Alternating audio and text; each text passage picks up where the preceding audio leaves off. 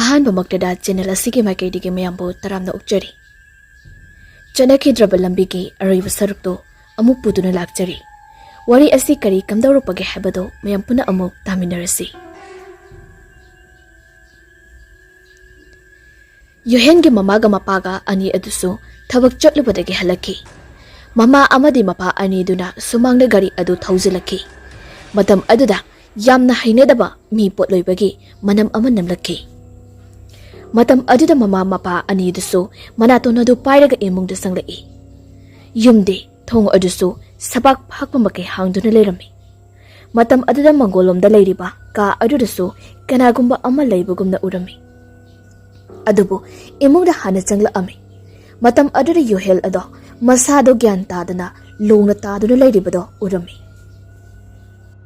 ꯃꯇꯝ ꯑꯗꯨꯗ ꯃꯃꯥ ꯃꯄꯥ ꯑꯅꯤ ꯑꯗꯣ ꯏꯄꯥ ꯄꯥꯈꯠꯅ ꯌꯣꯍꯦꯟꯒꯤ ꯃꯅꯥꯛꯇ ꯆꯪꯁꯤꯜꯂꯛꯏ꯫ ꯑꯗꯨꯒ ꯁꯣꯔ ꯍꯣꯜꯂꯤꯕ꯭ꯔꯥ ꯍꯥꯏꯗꯨꯅ ꯌꯦꯡꯂꯨꯏ꯫ ꯃꯇꯝ ꯑꯗꯨꯗ ꯌꯣꯍꯦꯟ ꯁꯣꯔ ꯐꯥꯎꯗꯤ ꯍꯣꯜꯂꯝꯃꯤ꯫ ꯃꯄꯥꯅ ꯄꯝꯈꯠꯂꯒ ꯐꯃꯨꯡꯗ ꯍꯤꯞꯍꯜꯂꯝꯃꯤ꯫ ꯃꯣꯏ ꯄꯥꯕꯨꯡ, ꯏꯁꯥꯁꯦ ꯃꯇꯣꯝꯇꯅꯤ꯫ ꯃꯍꯥꯛꯄꯨ ꯑꯁꯨꯝꯅ ꯇꯧꯕꯗꯤ ꯃꯃꯥ ꯑꯃ ꯑꯣꯏꯅ ꯄꯣꯊꯥꯕ ꯉꯝꯗ꯭ꯔꯦ꯫ ꯍꯧꯖꯤꯛ ꯃꯪꯃꯥꯏꯕꯗꯣ ꯀꯧꯕꯤꯔꯨꯔꯣ꯫ ꯀꯔꯤꯒꯨꯝꯕ ꯐꯠꯇ ꯅꯨꯡꯗ ꯊꯣꯛꯂꯕꯗꯤ ꯑꯩ ꯍꯤꯡꯅꯤꯡꯕ ꯐꯥꯎꯔꯔꯣꯏ꯫ ꯃꯄꯥ ꯑꯗꯨꯁꯨ ꯃꯁꯥꯒꯤ ꯐꯤꯚꯝ ꯑꯁꯦ ꯌꯦꯡꯍꯟꯅꯤꯡꯕ ꯄꯥꯝꯂꯝꯃꯤ꯫ ꯃꯔꯝ ꯑꯗꯨꯅ ꯗ꯭ꯔꯦꯁ ꯑꯗꯨ ꯍꯣꯡꯗꯕꯤꯗ ꯑꯃꯥꯏꯕ ꯑꯗꯨꯒꯤ ꯃꯌꯨꯝ ꯇꯝꯅ ꯆꯠꯈꯤꯔꯝꯃꯤ꯫ ꯑꯃꯔꯣꯝꯗ ꯀꯣꯔꯧ ꯑꯃꯗꯤ ꯖꯦꯁꯤꯀꯥꯁꯨ ꯀꯣꯔꯧꯒꯤ ꯃꯌꯨꯝ ꯌꯧꯔꯛꯂꯝꯃꯤ꯫ ꯀꯣꯔꯧꯅ ꯅꯨꯄꯤ ꯑꯃ ꯄꯨꯔꯛꯄꯗ ꯎꯕꯗ ꯂꯩꯔꯥꯡꯒꯤ ꯃꯃꯥ ꯂꯩꯍꯧꯅꯗꯤ ꯏꯆꯥ ꯂꯥꯛꯑꯦ ꯍꯥꯏꯗꯨꯅ ꯀꯟꯅ ꯆꯦꯟꯊꯣꯔꯛꯏ꯫ ꯑꯗꯨꯒ ꯖꯦꯁꯤꯀꯥꯕꯨ ꯆꯦꯠꯅ ꯀꯨꯟꯁꯤꯟꯕꯤꯈꯤ꯫ ꯃꯇꯝ ꯑꯗꯨꯗ ꯖꯦꯁꯤꯀꯥꯒꯤ ꯃꯃꯤꯠꯇꯒꯤ ꯂꯦꯞꯄ ꯂꯩꯇ꯭ꯔꯕ ꯄꯤꯔꯥꯡ ꯀꯌꯥꯁꯨ ꯁꯤꯟꯊꯔꯛꯂꯤ꯫ ꯑꯗꯨꯕꯨ ꯃꯗꯣꯝꯆꯥ ꯁꯥꯟꯇꯤ ꯊꯣꯛꯂꯛꯇꯨꯅ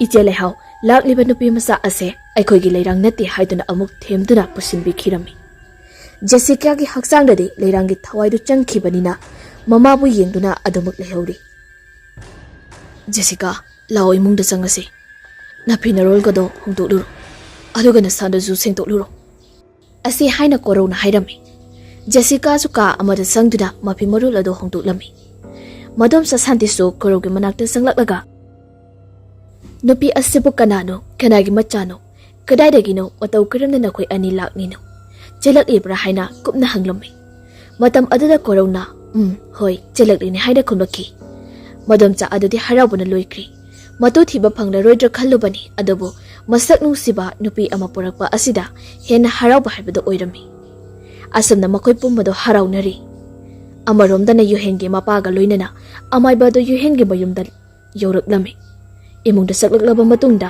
ꯌꯣꯍꯦꯟꯒꯤ ꯐꯤꯚꯝ ꯑꯗꯣ ꯀꯨꯞꯅ ꯌꯦꯡꯁꯤꯜꯂꯝꯃꯤ꯫ ꯏꯕꯨꯡꯉꯣ, ꯑꯉꯥꯡ ꯑꯁꯤ ꯌꯥꯝꯅ ꯂꯨꯒꯗꯧꯔꯤ꯫ ꯑꯩꯅꯗꯤ ꯊꯥꯡꯖ ꯑꯁꯤꯗ ꯃꯍꯥꯛꯀꯤ ꯖꯟꯇ꯭ꯔ ꯑꯃ ꯁꯥꯕꯤꯒꯦ ꯍꯥꯏꯅ ꯈꯟꯕꯅꯤ, ꯑꯗꯨꯕꯨ ꯊꯥꯡꯖ ꯅꯪꯗꯧ ꯃꯥꯟꯗ꯭ꯔꯦ꯫ ꯑꯗꯨꯅꯅꯦ ꯍꯧꯖꯤꯛꯁꯦ ꯍꯦꯛꯇ ꯑꯩꯅ ꯁꯦꯝꯂꯒꯦ꯫ ꯑꯁꯤ ꯍꯥꯏꯔꯒ ꯖꯟꯇ꯭ꯔ ꯑꯍꯥꯡꯕ ꯑꯗꯨꯗ ꯀꯔꯤ ꯀꯔꯤꯅꯣ ꯈꯔ ꯍꯥꯟꯗꯨꯅ ꯈꯨꯗꯛꯇꯨꯗ ꯖꯟꯇ꯭ꯔ ꯑꯃ ꯁꯦꯝꯈꯤꯔꯝꯃꯤ꯫ ꯖꯟꯇ꯭ꯔ ꯑꯗꯣ ꯃꯈꯨꯠ ꯈꯨꯗꯥꯡ ꯑꯗꯨꯗ ꯁꯤꯖꯤꯟꯈꯤꯔꯝꯃꯤ꯫ ꯃꯇꯝ ꯑꯗꯨꯗ ꯑꯃꯥꯏꯕ ꯑꯗꯨꯒꯤ ꯃꯅꯥꯀꯣꯡ ꯃꯌꯥꯗ ꯑꯌꯥꯛꯄ ꯃꯤꯆꯩ ꯑꯃꯒ ꯂꯣꯏꯅꯅ ꯑꯁꯨꯝꯅ ꯍꯥꯏꯔꯛꯏ꯫ ꯍꯦ ꯑꯃꯥꯏꯕ, ꯅꯍꯥꯛꯅ ꯍꯣꯠꯅꯔꯤꯕ ꯄꯨꯝꯕꯗ ꯑꯔꯦꯝꯕ ꯇꯥꯒꯅꯤ꯫ ꯃꯔꯝ ꯑꯗꯨꯅ ꯈꯣꯡꯐꯝ ꯑꯗꯣ ꯍꯟꯗꯣꯛꯎ꯫ ꯀꯔꯤꯒꯨꯝꯕ ꯊꯋꯥꯏ ꯑꯩꯅ ꯁꯥꯎꯔꯛꯂꯕꯗꯤ ꯅꯍꯥꯛꯄꯨꯁꯨ ꯑꯋꯥꯐꯝꯗ ꯇꯥꯒꯅꯤ꯫ ꯑꯁꯤ ꯍꯥꯏꯔꯝꯂꯒ ꯊꯋꯥꯏ ꯑꯗꯣ ꯃꯥꯡꯈ꯭ꯔꯤ꯫ ꯑꯃꯥꯏꯕ ꯑꯗꯣ ꯀꯔꯤ ꯇꯧꯒꯅꯤ ꯈꯪꯗ꯭ꯔꯤ꯫ ꯑꯗꯨꯕꯨ ꯑꯃꯥꯏꯕ ꯑꯗꯨꯁꯨ ꯌꯣꯍꯦꯟꯕꯨ ꯀꯟꯅꯤꯡꯕꯒꯤ ꯂꯦꯞꯄ ꯂꯩꯇꯅ ꯂꯥꯏ ꯈꯨꯔꯨꯝꯕꯗꯤ ꯂꯦꯞꯇ꯭ꯔꯤ꯫ ꯑꯃꯥꯏꯕ ꯑꯗꯨꯅ ꯀꯟꯅ ꯍꯣꯠꯅꯕꯗꯒꯤ ꯌꯣꯍꯦꯟꯒꯤ ꯃꯁꯥ ꯈꯔꯗꯤ ꯐꯔꯤ, ꯑꯗꯨꯕꯨ ꯑꯀꯤꯕꯗꯤ ꯑꯗꯨꯃꯛ ꯀꯣꯛꯇ꯭ꯔꯤ꯫ ꯃꯁꯥ ꯑꯗꯨꯁꯨ ꯂꯩꯔꯥꯡꯒꯤ ꯑꯀꯤꯕ ꯐꯪꯂꯕ ꯁꯛꯇꯝ ꯑꯗꯨꯃꯛꯇꯨꯗ ꯎꯗꯨꯅ ꯂꯩꯔꯤ꯫ ꯃꯊꯪꯒꯤ ꯅꯨꯃꯤꯠꯅꯤ꯫ ꯀꯣꯔꯧꯒꯤ ꯃꯗꯣꯝꯆꯥ ꯂꯩꯀꯥꯏꯒꯤ ꯃꯤ ꯈꯔ ꯇꯧꯗꯨꯅ ꯖꯦꯁꯤꯀꯥꯒꯤ ꯑꯍꯜ ꯂꯃꯟ ꯈꯨꯔꯨꯝꯂꯝꯃꯤ꯫ ꯃꯇꯝ ꯑꯗꯨꯗꯁꯨ ꯅꯨꯄꯤ ꯃꯌꯨꯝꯗꯨꯅꯁꯨ ꯑꯁꯨꯝꯅ ꯇꯞꯅ ꯍꯥꯏꯔꯛꯏ꯫ ꯏꯕꯦꯝꯃ, ꯑꯩꯈꯣꯏ ꯀꯔꯤꯁꯨ ꯁꯥꯎꯗꯦ꯫ ꯃꯥꯒꯤ ꯂꯥꯏꯕꯛꯇ ꯇꯝꯂꯝꯂꯕ ꯍꯥꯏꯗꯨꯅꯤ꯫ ꯑꯗꯨꯕꯨ ꯅꯣꯡꯉꯥꯟꯕꯒ ꯊꯤꯟꯕꯤꯔꯛꯄ ꯑꯣꯏꯔꯝꯃꯕꯗꯤ ꯂꯩꯀꯥꯏ ꯃꯃꯥꯡꯗ ꯃꯥꯏ ꯑꯁꯦ ꯅꯣꯡꯈꯠꯄ ꯉꯝꯂꯝꯒꯗꯕꯅꯤ꯫ ꯑꯗꯨꯕꯨ ꯅꯥꯇꯩ ꯆꯥꯗꯕꯗꯒꯤ ꯅꯨꯃꯤꯠ ꯍꯨꯝꯅꯤ ꯅꯨꯄꯥ ꯃꯌꯨꯝꯗ ꯂꯩꯔꯨꯔꯒ ꯊꯤꯜꯂꯛꯄꯁꯦ ꯍꯥꯏꯕꯁꯦ ꯆꯠꯅꯕꯤꯗꯤ ꯅꯠꯇꯦ꯫ ꯑꯗꯨꯅ ꯏꯆꯥ ꯑꯁꯦ ꯈꯨꯗꯛ ꯑꯁꯤꯗ ꯂꯧꯈꯠꯄꯤꯔꯁꯤ꯫ ꯑꯁꯨꯝꯅ ꯖꯦꯁꯤꯀꯥ ꯑꯃꯗꯤ ꯀꯣꯔꯧ ꯂꯧꯈꯠꯄꯤꯔꯝꯃꯤ꯫ ꯂꯨꯍꯣꯡꯕ ꯍꯥꯏꯕꯗꯨꯃꯗꯤ ꯇꯧꯈꯤꯗ꯭ꯔꯤ꯫ ꯑꯁꯤꯒꯤ ꯃꯇꯨꯡ ꯂꯩꯔꯥꯡ ꯂꯦꯞꯄ ꯂꯩꯇꯅ ꯃꯈꯣꯏ ꯃꯔꯤꯕꯨ ꯍꯥꯠꯅꯅꯕ ꯊꯧꯔꯥꯡ ꯌꯥꯠꯄ ꯂꯦꯞꯇ꯭ꯔꯤ꯫ Koraugi manglandasu amu Jessica ase lairangumna hekta khonjan manarakhi. Jessica se lirangni khanduna kaubasu kya amani. Asumna numit kharanigi matung Yohengi mamanaba ama ahinga thauri yanduna mami kothoklaga thanambagi pau tarakhi. Pau adu tarabadagi Yohen mapan phawba thokidri. Nongmusu ahing amadani khaba amadi mamanaba moi ani yu kana thaktuna warem sunari. Yu adu ngarokpa adudagidi Yohen nado butnupi koiba haina amuk nokpa haurakhi. Tanja aduda khaba gi lukhumda kenagumba amana pak launa tharakhibada ngaklammi. Adubo ngawba kobanina mamanaba aduna oina khaba da chairami. Ngihak leiraga amuk mamanaba aduda amuk tharai. Adudagidi menman ita tadana sak udaba amana makoi anibu pak pungthada tharami. Makoi ani phuk hawgatuna mayumda chenerai. Madam aduda lambi adugi nakanda nupi ama laklibado makoi anina urami. Nupi uba yadaba kangunina nupi ado ubada akibaga swai launa mangkhri haiduni. Lambi gi nakanda chatliba nupi adubu tanarami. Adubu manak yaubade sungam ngamlamdi. Tanaba yaba tanare adubu manak yaubagadi ngamlamdi. Aroibada mafam ado munni yenglubadadi CHATNAKHIDRABA lambi ado oiduna leramki. Khaba amadi mamanaba ani ado yugini sagada loina hankri chelakpa aduda. Leptuna leiribi nupi aduna lao aiga ngasidi ahing ama laiminarase nakoi aibu pambage aigi itung inarakliba natra asi haina hairaga pena amuk nuglai. Khaba amadi mamanabado akibana pik thankri. Makoi ani mafam adudagi mamai leiduna chelaki. Nihak cheklalaba matungda madaw yaba haigadra. Gari ama lakpagi maingal amadi urami. Maingal adugi mamangda nupi adugi saktam ado urami. Mane Jessica ni uriba saktam asi. Jessica makoi anigi manakta paibu chenboi tauraga mitmangda leplari. Matam aduda mamanaba adudi manak aduda leiba ukhidi. Gari adusu asam lakpana khabana leiriba mapa aduda khamduna nupa amana hairi. Oi, kanano ne nungdang asida nisa khairo kidro mafam ase tamnabani ne. Khaba makutlona duna nupa aduda mabu amuktadi kanbiyu hairami. Nupa aduna su khabadi kanbiramli. Asumna khabado mayum ado siningsita yawarki. Amaramda mamanaba adudi ukong amagi marumda lotuna leirami. Adubo laigi mahi chelabi thawaini. Maram aduna nupa aduna lotlibado laine khanglami. Nupa adugi mitmangda longtek thekpi lairangi saktam ado mamit iraw lawba makai leplami. Matam aduda nupa ado kimanbana mathawai ado mapanda thoki. Thawai yaudraba haksang ado u pambigi mathakta thauri amana punduna thamkhirami. Yohen amadi khabagi matamsu kuidrabani. Adubo amaiba amana Yohen budi ngakthokduna senaduna leiri. Jessica ahing aduda amu koraugi manakta sangraklaga hipthagirami. Korau di pumnama ase khanglamdi. Nongalamdai aduda Jessica mathawana kablaki. Korau na makeup tholakpada Jessica kaplambada ubada kaidawrage haiduna thembirami. Adubo Jessica nade kaisu taude wahisika hairamlaga amuk hipthaki. Jessica se korau na karino amadi chingne adubo atamtana hangbade hanglamdi. Korau na Jessica se laigi nungsitka leiba nupi oina malamki. Mathangi numini khaba hoigi lekai ado wawa laurangki. Khaba haujikti pakhatpana thokiba pumba tamba phawbo kirami. Adubo lekai ahal mayam aduna ngarang makoi adida thokiba pumba do hanglaklami. Khaba haujikti kirabasu kharadi kiramdi. Ayuk nungthil oibanina akiba kharadi pharami. Ngarang ahing aduda thokiba pumba wari oina mayak singna lirami. Lekai aduge ahal sing aduna khabada thina chairi. Kari marangi nungdang aduda mafam aduda satluribano haina. Hauzik mamanaba adusu hingna halakani thajadri. Mahak mafam aduda thawai manglamlagani. Hauzimot lekai asigi nahak khara mafam aduda satuna thirusi. Adubu mafam ado laifam yana kanbani. Aikhoigidi hanjilaktrabadi misak ado lekai asigi misakni maram aduna lekai na phangnaba thiba tabani. Asi hainarabada lekai adagi yum amamamdagi nupa amamam thoraktuna nupa adubu thiba chatnakhirami. Amaromdana Yohensu mamanaba hanjilaktri thiba khangdre haiba paw ase tarubada masadu pakhatpa hauraklami. Yohen haukiba thodosing ado mathang ningsinglakhi. Siba kibana mahaki maral ado ngakpiyo haina phawba haininglami adubu kanada hairugani.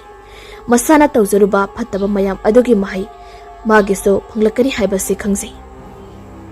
Adubu siningdaba kawbanina amaiba tanabadi lepti.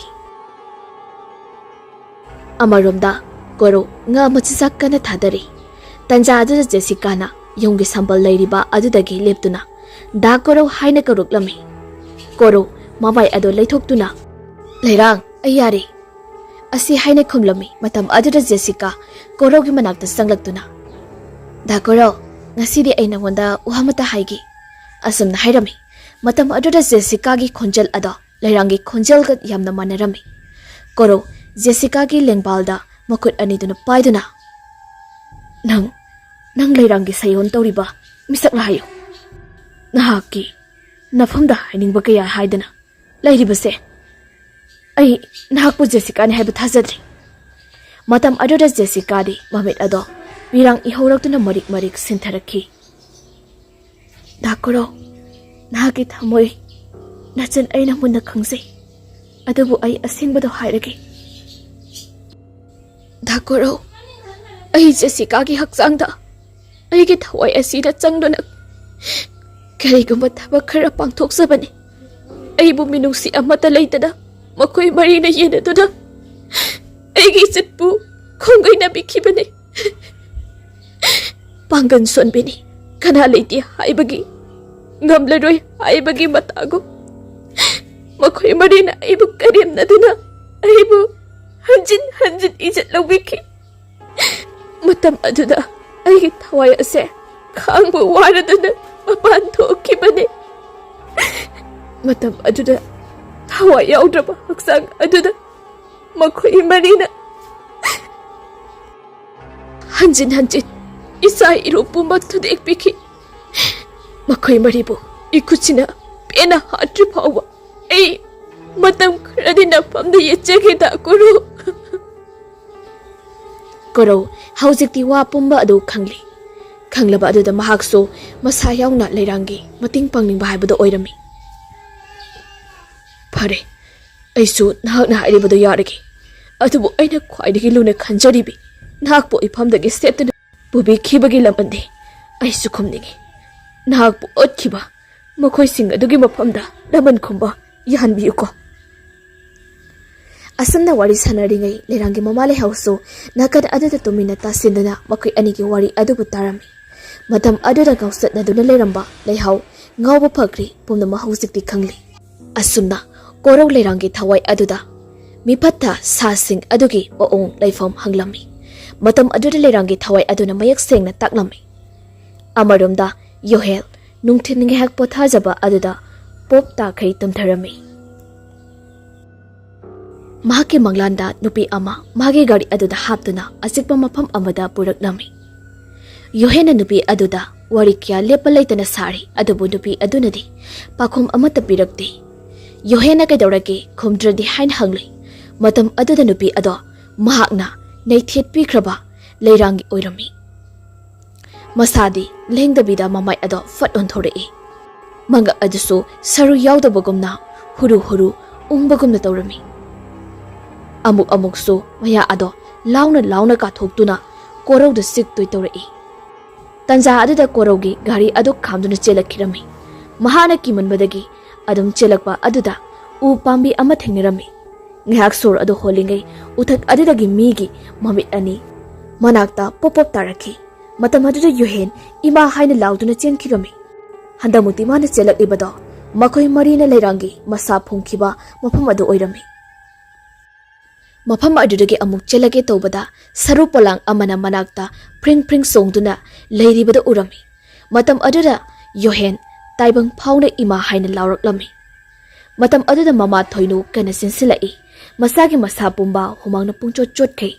Sor mapi holibado ubada asot papi ama paiduna ibungo hairaga humang adubu taithok bilami. Ibungo nambu kaidaurage ba. Isana adumna tawraga imase itapam khangdri. Se adumna tawgano. Adubu Yohen pakhomdi amata pirakti. Phare ibunga mehek adange hakta phamdunane TV yungduna pothasi. Adubu Yohendi hairibadu kariso tadabugumna tawri. Mapa adusu laktuna machagi phibam yangli. Adubu mama thoinuna mapada amaibado kaunaba hairakhi. Matam aduda mapa adusu hatu amaiba adu koba chatkirami.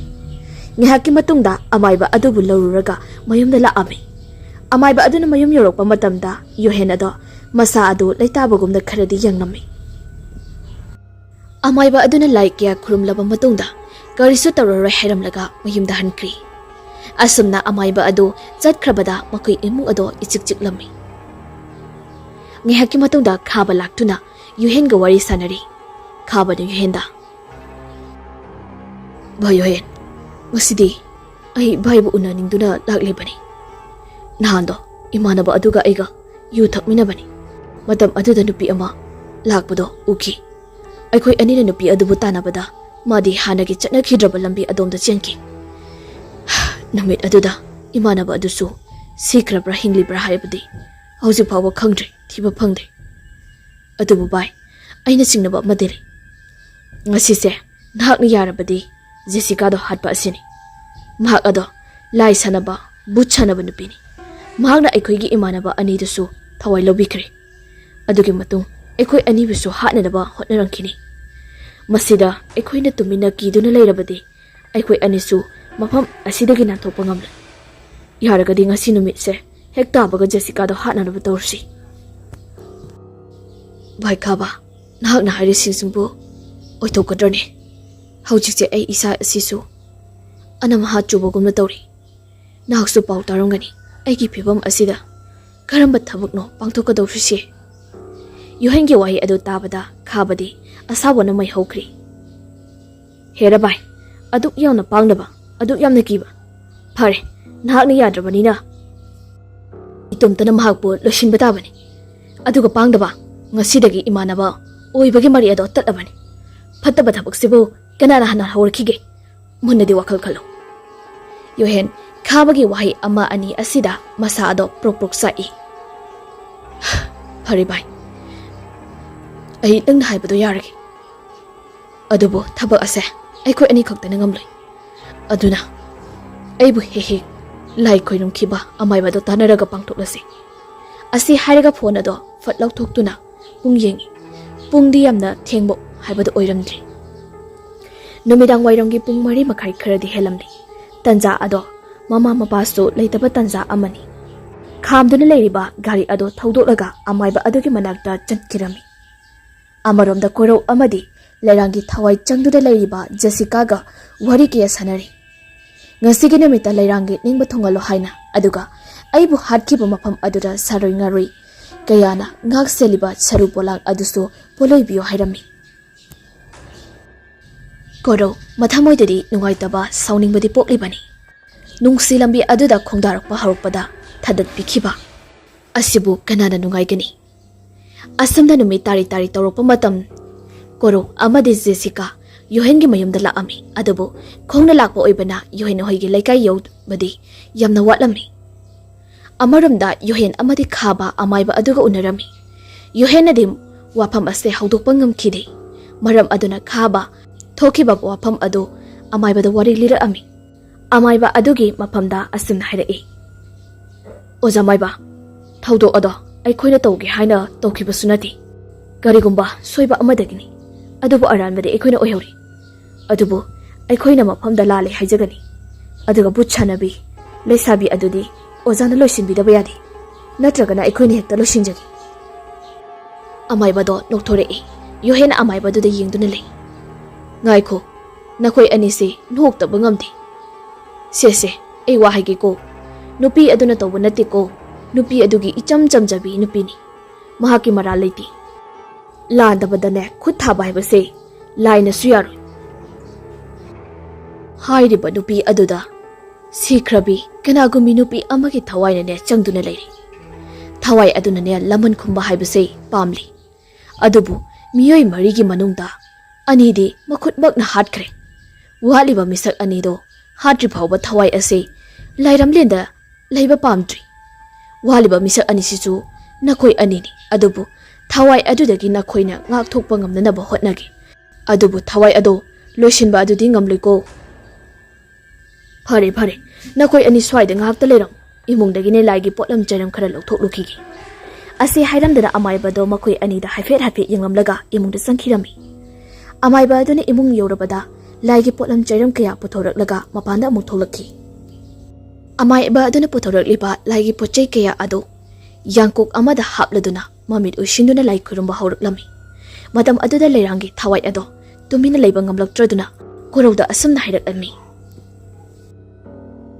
dakoro aikoi ani hojik mafam asida chatluba makoi ani thengnarare makoi ani da aina sokpa thengba ngamdanaraba lai khurumba hawkhri adubu makoi ne khangde ai ase atei thawai ga manade haibase phari hairiba amaiba asigi mayumda oina chatase makoi bu halakpa ngairabadi aina ningjaba ase phangkhidabase ase hairaduna makoi ani ado amaiba asigi manakta oina laami asumna ngihaki matung amaiba asigi lekai yorami amaiba adunadi thawai nupi ase lakli haiba khanglami adabu yuhen amadi khabanadi karisu khanglamdi amaiba aduna thawai ase lakli khanglabagi makoi ahumna leiriba akoiba aduda taren pungphai khiktuna akoibada mai chaklaba uchan khara yungduna thamlami leirangi thawai mirel ado tawriba mayam ado masada asawa oirami dakaro ngasi sina aigi ningba thungbagi aroiba numit nahaknasu ohenbi uko mi phatta ani amadi phattaba mibu semdokpagi mahut kanbinaba tawriba amaiba asisu para ama tamningi leirang ai kaido haibano khudak asida makoi humbu thawai lo hairibra dakoro nate adumna tawba nate aibu hatkiba mafam adumaktada makoi anise aina hatkani mafam aduda makoi anibu dakaro na purak pangamgadra asunda makoi anisu watanari amaromda amaiba aduna aroibada asumna hairei ibungo anima munata thawai asina nakoi anibu senaduna talari pumnamak ase numit asidagi lefangi hairabadi nupi aduna sijinaramba haibadi nakoina mahakpu phunjinkiba mafam aduda mahaki phi machet amatang oirabasu mai tharaga madugi ut adubu jantrada haplabadi thawai ado nakoi anibu kaisu tawba ngamoi ojamaiba hairiba sibu matau karamna oithukani haibadi nupi adugi pumpham ado hauji karamna jatkani gaiko munata nakoi ani khak chatkadaba nati ai isa yauna sakadawani adubu thabak asidi ngasimo pangthokta yadi khaba amadi yohen ani ado munna adumak yengnei makoi ani na yengnari ngai korongna kanano haina lawrai matam aduda makoi na sanakiba wari pumba nupa asina taramlani pakhatpana makoi ani puk hawgatuna korogi manaktamna laami makoi ani na yawraktringai korog kana senba hawkhri yohena amaiba aduda nupa asina aikhoigi arol athup khangkhre hairami matam aduda amaiba mahak yawraga nupa adubu tanarei amama marak oibana korongna cheliba ado mayak sengna ubasu ngamlamdi adubu chenbadi lepti korongna cheliba makai tamna makoi ohumsu tanarakpa lepti khabana bhayohen khongna sum tanaradi warani garido ai lawrugi oja maibaga mafam asida lengdana leram asi hairamlaga khaba amaibagi mayumda khamliba gari ado lawbala ami ngihaki matungda amaiba adugi mayumda khamliba gari ado misu yaudana start tawbagi makol ama tarami matam aduda khaba masada soilawba ama phawrami adubu kaisu kidaba saduna proper sangsilai aduga makhong yobagadi start ado amu mutkhirami adubu kibadi kirabani mamang thongado hangdoklaga manungda sangduna start amuk tawduna thawdurakhi matam aduda kanagumba amana khabagi makutta tapairakhi khaba khambra khangi mamai adu leithorktuna yengui matam aduda kana suleiramdi adubo mamai leisilakpa matamdadi akiba saktam ama mami sami oina urami khaba kibanadi loirabani adubo ngasai nupa amana makhoibu ukhiba aduda makhoigi wari takhiba aduda pakhatpadagi akiba kiyado nathaikhirami asumna tawrakpana yohen amade amaiba adugi marakta yawrakami satki thongado hangdoklaga makoi anisu gari da kakhalami aduga nupa aduna chenkhiba maikei ado tamna kana thauraklammi adubu nupa adudi lambi aduda satpa ukhidi khabna mamit adu arapada yingduna gari thauringai korona lambi gi nakanda leiriba labuk adugi mataida chelibada urakhi korona mamai adu leithoktuni yingloi matam aduda gari ama thaurakibada urami matam aduda lambi gi jidaida leiba kom amada kunduna lumduna leikri tanja aduda leirangi thawai changkhrabi Jessica do korogi manakta ngikpham thairei aduga korona litiba phurit ado lauthoklaga Jessica da lisili Jessica lambi aduda leptuna kan chenkhirami matam aduda khaba yuhen amadi amaiba aduna urami bai khaba tu ada chele gari do kanak thautuna tan tanja aduda amaiba aduna cheliba mistat ado mundi yinglami aduga makoi anida asun haira ami ibunga ni ba amukta ngai ko cheliba misa ase minati asiba thawaini aikoi hauji maga mayuk na bayadri aikoi halasi aduga thawai asige mayumda changduna nupi aduna ne hinglinga de sizinarama posa amhekta lawrasi ngasigidi halasi asi haina hairami adubu khaba amadi yuhena yaramdi ojamaiba mahna cheliba se ngasai ki nupa aduni amaiba ama oiraga aduki ba hongrade aikhoina di ojabo afawa amaimini haiduna awabadi kanbina balaklibani aduga aikhoigi arol athuk khangliba nupa asibu nupi aduge thawai mirial ni harisibo ojara aikhoibu mating pangningdre asinatra amaiba do sauninglomi makoi anigi wahi aduda adabu amaiba asinadi amukasu halasi haina hairami matam aduda gari ado khamlami aduga yuhena ojamaiba gari ojamaiba harisibo aikhoigi de maufanaba lai khurumlaga ngasidi kiraba natro phare asi hairaga amaiba do gari manungdagi laktani inthorei amaiba ado lambi aduda mamai ado uptuna tasanki aduga gari ado lambi aduda muthauki amaiba dudi uptuna tasinkhibana manatun adusu kairami makok adusu khara kairi amaiba aduna fanaba hairurabada aduga makoina lana ukhiba amadi saukiba asida amaiba do pendabada yamna pikthalli nakoi anida siruko nakoi gidamak fanaba hairaga adu machung mapat naidaba asi hairamlaga amaiba ado mayumlumda tamna tamna laami korau su kumkut adudagi haugallaklaga singkhong tamna leirangna haina khiba mafam aduda laami amaiba aduna nupa adubu urami handakti lakliba misat ase mini haiba khanglami maram aduna korobo amaibana kana kana kauraklami korau amade amaiba adugaso wari pumba tamthokladuna kanano haiba khangneri amaiba aduga loinana korau makoi ani sing aduda laami amaromda khaba amadi yuhenso leptana lakli aduga lambigi matai amada Jessica do tung onure leptuna leri matam aduda khaba amadi yuhenso urami gari adu lepliba aduge manakta khamlaga makoi ani kumtharei yuhena oinupa nangkanano karigi aikhoina ngai khu hairaga chelibana ha hausi tin ha kari oini khangabra asi haidana manakta taramba nung ama khulaga makokta sugi tawrei matam aduda yuhengi makut ado saru palang aduna tap paiduna pharami yuhen mamit aduna munna yinglui saru palang adu oirambada masa pumba thak thak nikri aduga mamai adu amu onthorakpada lairangi thawai changba Jessica do leirami loksang aduda Jessica changkhirami aduga lairangi thawai ado paithokirami matam aduda Jessica de hiptuna adubuk lehori khabana yuhenda phuriba saru polang adugi makut ado utup amana putharei matam aduda saru ado matik matik tikhirami lem horiba makut aduna khabagi makhori ado kanameli khabasu soro pulladuna wangangba thokidri yuhena amuk saru makut ado utup aduna amuk thudekri makoi ani mafam adu thadoklaga mamai lethokduna sinba horami matam aduda maning mamang onthokna panbi leirangi akiba phangnaba saktam ado makoi gi mangda leplarami makoi ani makhotlo naduna leirangda lali aikoi bu kanbi haina hairami asumna hainaringai tanja aduda amaiba amadi korosu yoksilaki amaiba adu ubada khaba yuhen amaiba adugi makong kolaga lale haina harami ojamaiba ꯑꯩꯈꯣꯏꯕꯨ ꯑꯃꯨꯛꯇ ꯀꯟꯕꯤꯌꯨ ꯑꯩꯈꯣꯏ ꯂꯥꯛꯂꯦ ꯑꯣꯖꯥ ꯃꯥꯏꯕ ꯑꯗꯨꯕꯨ ꯑꯃꯥꯏꯕ ꯑꯗꯨ ꯃꯈꯣꯏꯒꯤ ꯋꯥ ꯇꯥꯈꯤꯗ꯭ꯔꯤ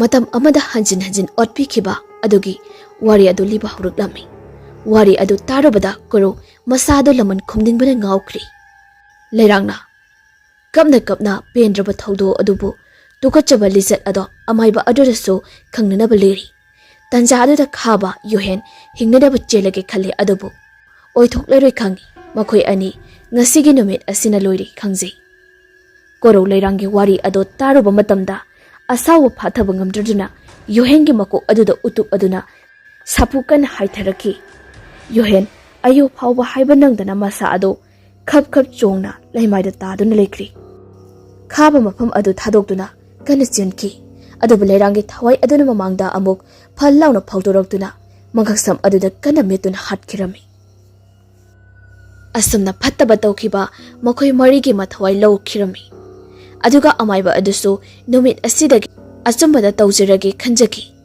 ꯖꯦꯁꯤꯀꯥꯁꯨ ꯒ꯭ꯌꯥꯟ ꯂꯥꯛꯇꯨꯅ ꯊꯣꯛꯂꯛꯂꯒ ꯂꯩꯔꯥꯡꯒꯤ ꯊꯋꯥꯏꯒ ꯄꯨꯛꯃꯦꯟ ꯄꯥꯎꯃꯤꯟꯅꯈꯤ ꯑꯁꯨꯝꯅ ꯃꯊꯪꯒꯤ ꯅꯨꯃꯤꯠꯅꯤ ꯂꯩꯔꯥꯡꯒꯤ ꯄꯥꯎ ꯄꯨꯝꯕ ꯑꯃꯥꯏꯕ ꯑꯗꯨꯒ ꯀꯣꯔꯧꯒꯅ ꯇꯝꯗꯨꯅ ꯈꯪꯍꯟꯈꯤ ꯑꯗꯨꯒ ꯂꯩꯔꯥꯡꯒꯤ ꯁꯔꯨ ꯄꯣꯂꯥꯡ ꯑꯗꯣ ꯄꯣꯂꯣꯏꯈꯤꯗꯨꯅ ꯂꯩꯔꯝꯂꯦꯟ ꯌꯧꯕ ꯉꯝꯈꯤ